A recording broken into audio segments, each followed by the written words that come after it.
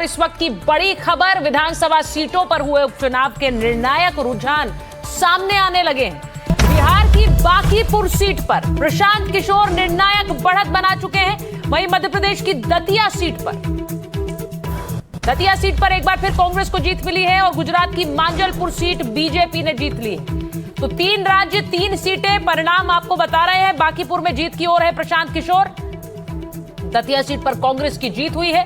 आज सियासत की निगाहें देश के 3 उपचुनाव परिणामों पर टिकी। उन तीनों सीटों में गुजरात की मांजलपुर है, मध्य प्रदेश की दतिया है और बिहार की बांकीपुर विधानसभा सीट।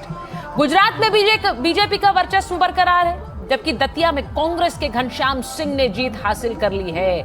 उधर बिहार में बहुत बड़ा उलटफेर हुआ है। बीजेपी की 31 साल पुरानी सीट पर प्रशांत किशोर की जीत करीब करीब तय।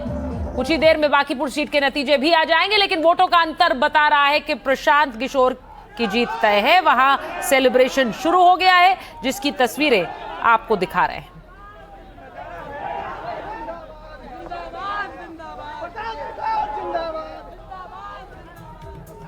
तो प्रशांत किशोर की जीत की आधिकारिक घोषणा होने में बस कुछ ही समय बचा है, क्योंकि कई राउंड गिनती खत्म हो चुकी है और अब किसी भी समय उनकी जीत का ऐलान हो सकता है।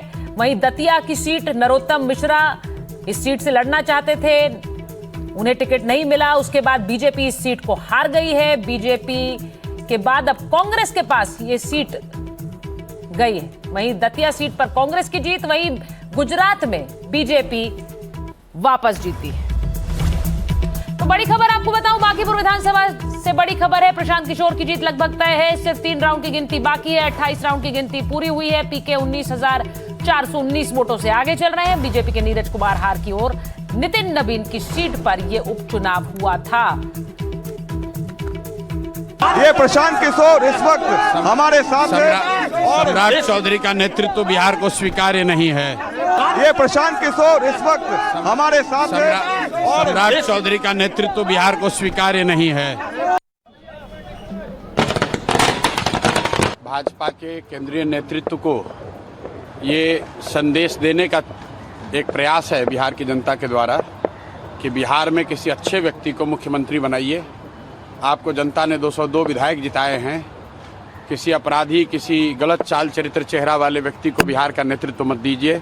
अच्छे आदमी को बनाइए ताकि बिहार में भी शिक्षा हो, बिहार में भी बच्चों के लिए रोजगार हो, बिहार के बच्चों को भी बाहर मजदूरी करने न जाना पड़े।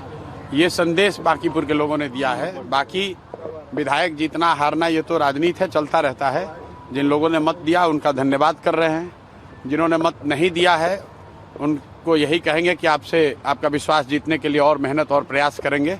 लेकिन महत्वपूर्ण बात यह है कि बिहार को अच्छा नेतृत्व मिलना चाहिए, बिहार सुधरना चाहिए और लोकसभा से पहले मोदी जी को, भाजपा को, अमित शाह जी को ये देखना चाहिए कि बिहार में कैसे बेहतरी हो, बिहार में बच्चों को रोजगार कैसे हो, पलायन कैसे बंद हो।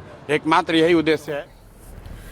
तो प्रशांत किशोर ने अपनी जीत को सामने देखते हुए पहला हमला एक बार फिर से सम्राट चौधरी पर किया है, बिहार में बीजेपी के नेतृत्व पर किया है और वो लगातार ऐसा करते आए हैं।